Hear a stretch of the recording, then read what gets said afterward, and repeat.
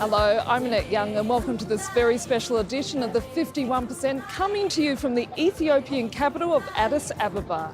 In an historic move 1 year ago, this country appointed its first ever female president. But in a nation faced with deeply entrenched ethnic tensions and with much of its population still living in poverty, just how far can this government go in order to truly advance gender equality? Ethiopia is undergoing substantial political reform. Its Prime Minister Abiy Ahmed recently won the Nobel Peace Prize. It's also one of the fastest growing economies in Africa. But how much are things actually changing for women? በእኛ በኩል በጣም ከፍተኛ ለውጥ ነው ያየሁት እና ከፍተኛ ድጋፍ እየተሰጠን ነው።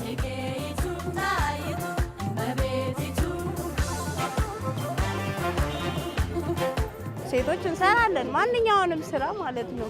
በቢሮ ደረጃ በኃላፊነት ቦታ እና በተለያየ አሁን ትራክተር የሚነዱ ሴቶችም አሉ። ያ የወንድ ነው ግን ያው ሴቶች ይሰራሉ። ለፈው ጊዜ ሴቶች መብት የላቸውም ነበረ። አሁን ግን ከጥቂት ጊዜ ዓመታት ወዲህ ግን ሴቶች የንብረት ተካፋይ ንብረታቸውን የማስተዳደር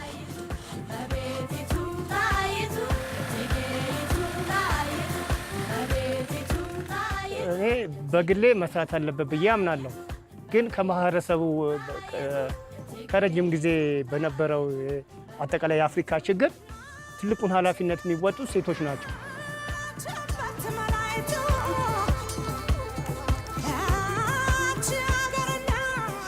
በፊት ሴቶች ከጓዳ አይወጡ ከቤት አይወጡ። ደርግ ከገባ በኋላ ግን ሴት ወደ ውጭ ብሎ አውጥቶናል። እኛ ወደ ውጭ ልንሰራ ማለት ነው።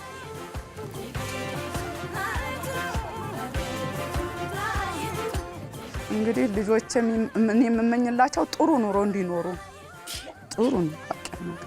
ልጆቼ ጥሩ ኑሮ ደረጃ ይዘው ተምረው ስራ ይዘው ራሳቸውን አሸንፈው እንዲኖሩ ፈልጋለሁ፣ እንደኔ እንዳይሆኑ።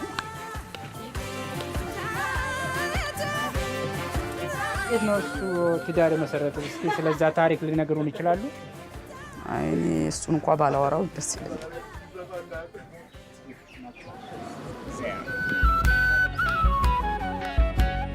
80% of Ethiopians live in rural areas where women's rights are far from being a priority. Setaweet is one of the country's leading feminist groups. Its founder is Sehin Teferra. First of all, let me ask you, what is the status of women in Ethiopia at this point in history? Ethiopian women in general really have a lot of privileges compared to women in many other African countries in terms of statutes and laws. We have quite liberal laws. Divorce is easily obtained. Sex work hasn't been criminalized. But when it comes to practice, Ethiopia consistently ranks in the bottom 1/5 of the Gender Equality Index because these have to do, a lot of them, with violence. We have very high rates of violence both in urban and rural areas. Another aspect that's really consistently been very difficult for the government to address has been traditional violence. So female genital cutting has really been persistent. Also talafa, which is the practice of abducting young girls for marriage. Again, criminalized, but very difficult to control.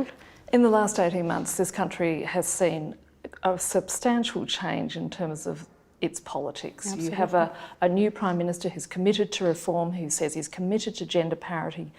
The Parliament's appointed the first ever female president in this nation's history. As a result, how are things, or are they, changing? They've definitely changed. The move towards democracy, not just for gender, it's been a very exciting 18 months.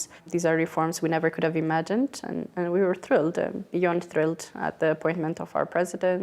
But we're a bit worried that things seem to have stalled there, that there seems to be a notion that the gender equality box has now been ticked and we can move on to other things, because we would have really liked to see a more nuanced understanding and questioning of gender and all the policies and the laws that are coming out.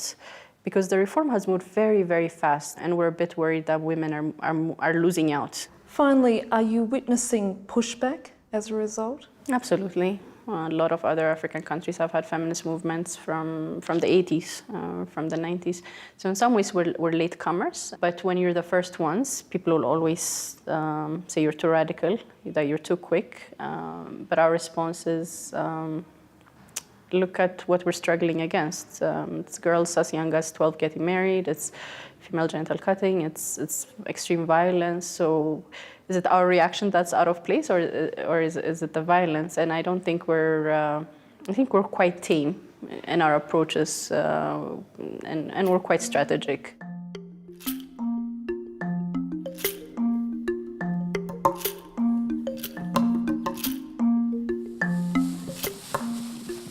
About 40% of women in Ethiopia are married by the age of 18, but some local communities in the Amara region are working hard to end the practice, as our reporters found out.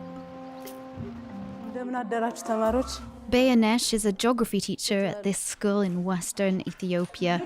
She also runs a girls' club, a safe and open place for these preteens.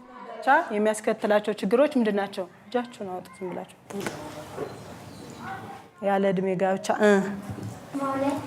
እሺ ውላድ ወይም መውለድ.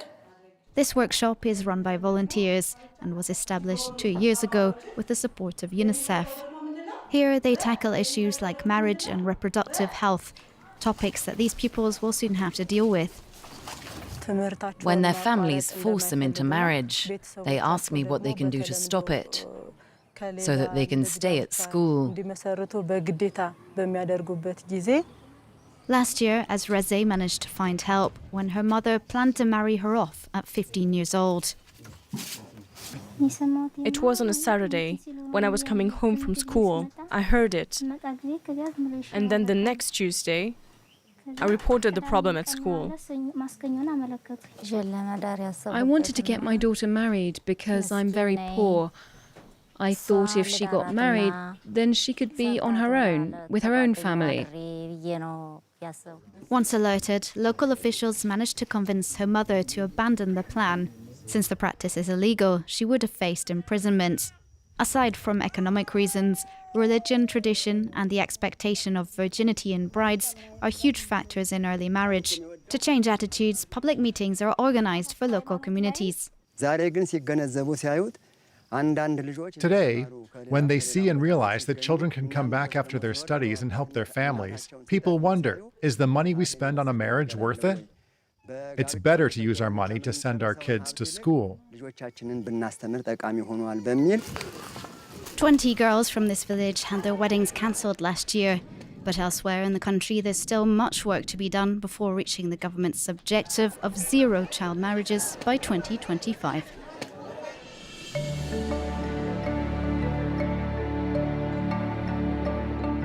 Now, there have been a number of notable women in Ethiopia's history.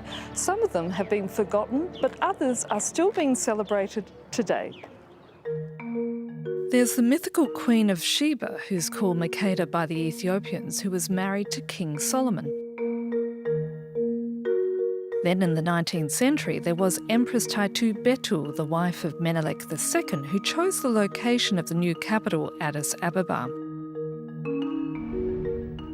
And during the Italian occupation in the 1930s, Shara Raged Gedel became a national hero as a resistance fighter.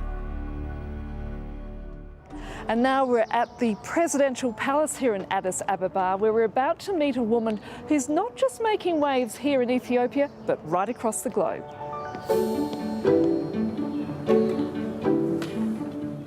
Thank you, and hello. Thank you so much for your time, President. Thank you very much. What are the government's biggest challenges when it comes to equality?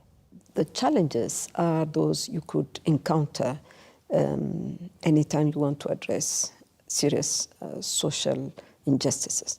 But in any case, I think the main one is, as I said, to have the legal frameworks in that regard, to improve on those. But the government has made a big stride, though, in creating those legal conditions, but we have to go beyond. But most of all, You can have the best of the legislations, the best of the conventions. If it's not implemented, then you will not reach the point you want to reach. So I think it's very important to enforce those laws and to have a strict monitoring of Is there the willpower to do that? There is. The Prime Minister has shown how he believes in gender equality, and that has to be now seen in deeds. And I think there is a good understanding that we should be moving that way. But of course, it's like any reforms, we have resistance. And that's what I want to ask you next, because whenever there's change, there's always pushback. What sort of pushback are you witnessing now in Ethiopia as a result? I wouldn't say it's a resistance to those changes. I think we have reached a stage where people have understood that this is where we should be going. Now, between accepting and doing the right thing at every level, there is a gap to fill. So this is where we should be concentrating. Personally, I think that we need to have more women, educated women, more women in schools, primary, secondary, and then universities. We have a problem at some level where we have a lot of dropouts. We have to maintain them. So there is no change in our society if the 50% of it is not educated. So education is very important. And there, we have to have the right choices, which is not easy to bring, but we have that conversation. I think a door has been opened, a door of big opportunity, and it's for us to really seize it.